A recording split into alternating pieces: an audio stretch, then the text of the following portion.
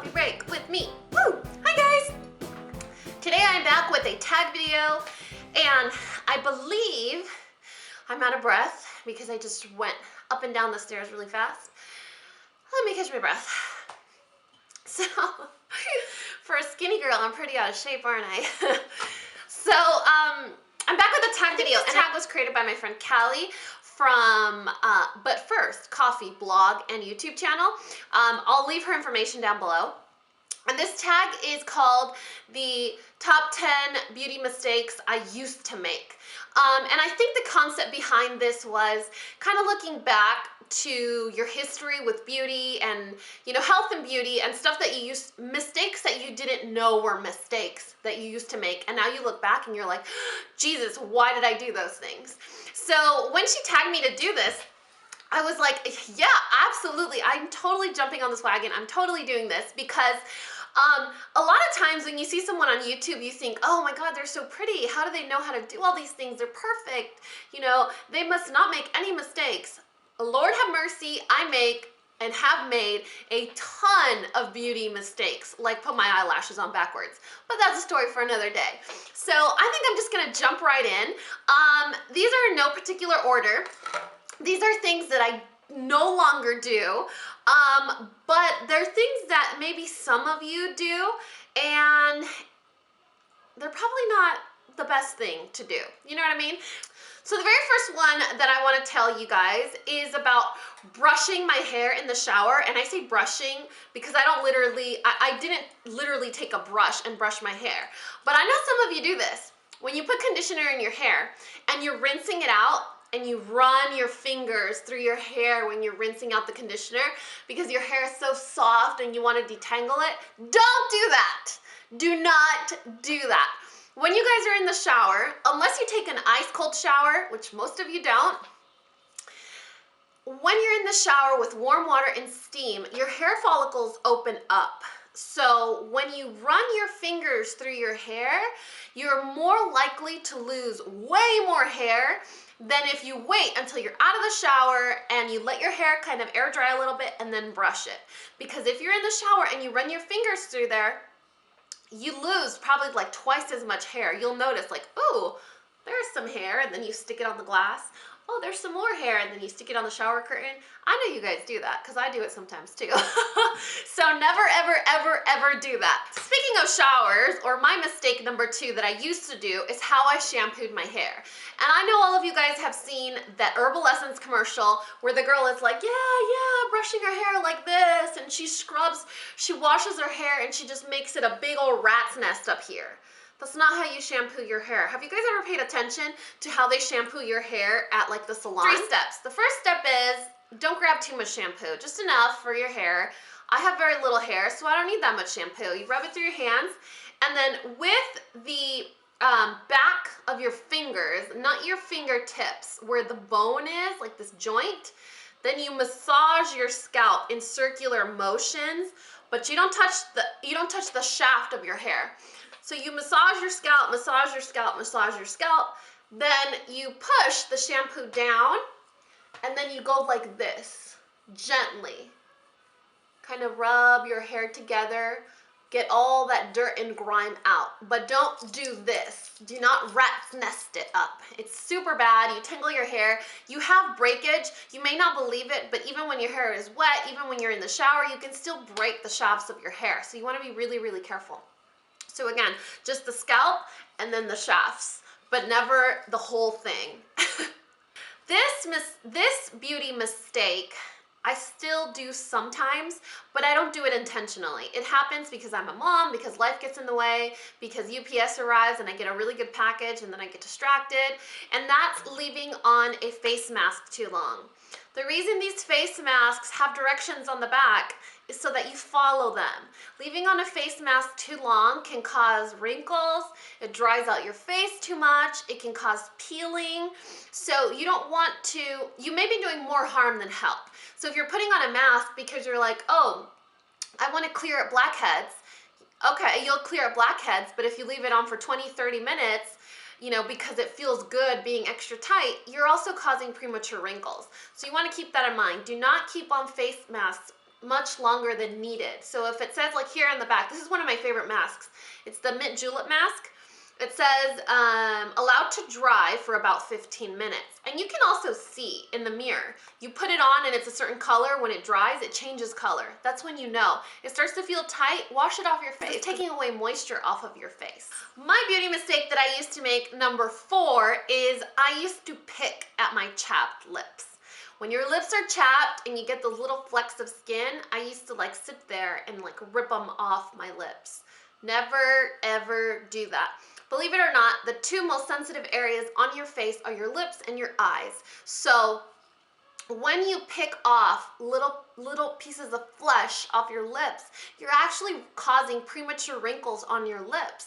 And eventually, you know how they say they can tell a woman's age by the top of her hands or her neck? Your lips also are a telltale sign of how old you are. So picking at your lips does cause them to dry out and get additional wrinkles that you kind of don't want to be there, because you want your lips to look as full and plump and youthful as long as possible. A way to prevent getting chapped lips, because I know it's very difficult with the weather and the change and everything and hormones, whatever. A way to prevent getting chapped lips is to not lick your lips, to exfoliate regularly. I would say maybe once or twice a week.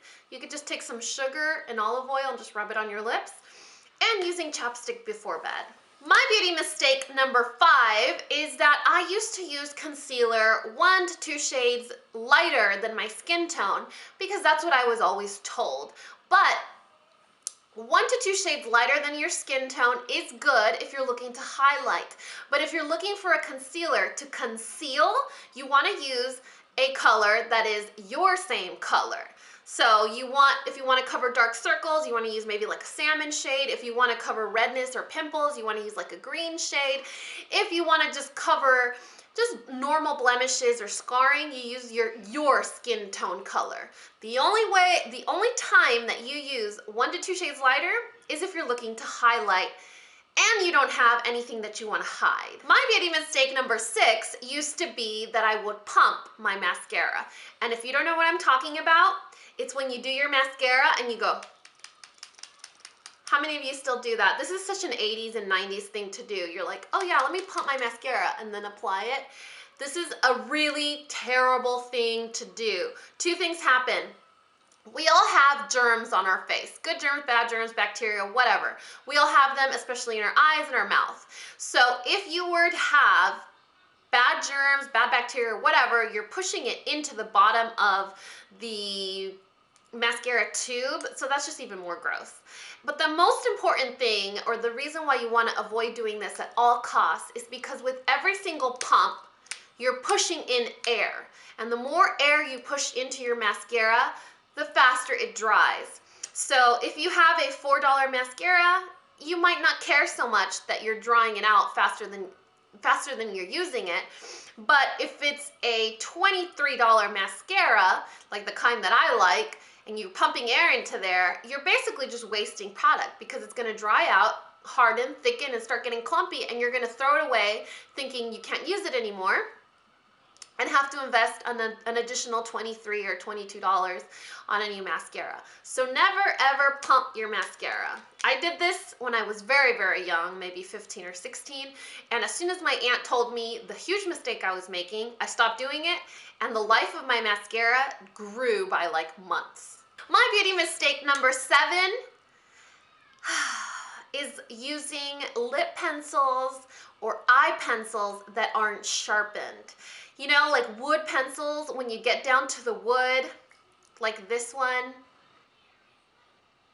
And what ends up happening is you use so much product that you get down to the wood, and then you have those sharp edges of the wood, and you're rubbing those against the 2 most delicate parts of your face. So I used to use it and not care, and I was in a hurry and I had to get ready for college or school or whatever, and I would just tear at my eyeball, tear at my lips, and it was painful. So always remember, when you're using a wooden pencil, to always keep it sharpened. You are going to waste a little bit more product from sharpening it, but it is definitely worth the investment, because you don't want those jagged edges of the wood rubbing up against your eyelids or your lips which remember are the two most sensitive, delicate areas of your face. Once they get wrinkles, there's no going back, ladies. My beauty mistake number 8 was not using a blotting paper or a blotting sheet before I applied my shine control powder. So I know some of us work long hours or we go to school or whatever. Now that I'm a stay-at-home mom, this isn't a problem for me because I don't wear makeup as often. But when I was working, you know, I had like 20-hour days when I was in college and working full-time, and I would just take like my blotting powder and I would get the sponge, and with my face as is, I would just dip my sponge into the powder and then blot my face. How disgusting is that? Let me tell you why. When you get face oils that come to the surface of the skin and you're using a porous sponge, you're basically taking the grease off of your face, putting it into the sponge, and then putting it into your product. So I don't know if eventually you've noticed that you get kind of like a greasy film on top of your powder and it almost becomes unusable. You definitely don't want to do that, especially you don't want to contaminate your sponge. These are so hard to maintain, like sanitary, and what you're doing is just adding face grease to the sponge, to the powder, to your face. So if you think about it, 1 week later, when you blot your face, that's 7 days of grease face that you're applying back onto your forehead. So what you need to do is before you powder your face is you want to take a blotting sheet, remove the oil off your face, and then blot it with powder. It will prevent your pores from getting clogged. It'll prevent your sponge from getting nasty. It'll save your powder from getting that crusty film on top. And it just, in so many ways, is a lot more sanitary. So keep in mind, the next time you're gonna blot your face, you wanna make sure that you use blotting paper first and then a powder. My beauty mistake number 9 was using a lip liner that was too dark for my lipstick. I have so many pictures, you guys. Maybe at the end of this video, if I remember, I'll insert some pictures of my beauty mistakes. But there are so many beauty mistakes that I made where I would use like a chocolate brown lip liner and then a really light nude lipstick. So I literally looked like my name was Twinkle and I was from East LA. If you don't know what I'm talking about, it's a West Coast reference. So I look like a chola, you guys. Never use a lip liner that is too dark for your lipstick. Now, if you want to use a lip liner that's too dark because you want to do the ombre, make sure you blend it really well. Because I literally looked like I was waiting for my homies at the corner liquor store to go rob a bank. And that's not the look I was going for. I just didn't know what I was doing. So whenever you're trying to do your lips, use a lip liner that is one shade darker than your lipstick or the same shade as your lipstick. If it's not very close, blend it out really, really well. My beauty mistake number 10 was not taking care of my beauty on the inside. A lot of us talk about 10,000 products we can put on our face, rub on our skin, scrub on our skin, use on our hair, on whatever. All of us talk about all those things we can do to the exterior of our body, but no one talks about the things that you can do or put on the inside of your body to make the outside much better to look at. So my beauty mistake was not taking care of my body on the inside. And now that I'm older and I've learned, and I went to college for nutrition and culinary arts, I know all of the things, all of the supplements that you can take to improve your hair, your skin, your energy. And what I do now is I take a multivitamin, I take a calcium pill, I make sure that my multivitamin has 100% of the vitamin E that I need in a day. And vitamin E helps with healing, it helps with skin, hair, nails.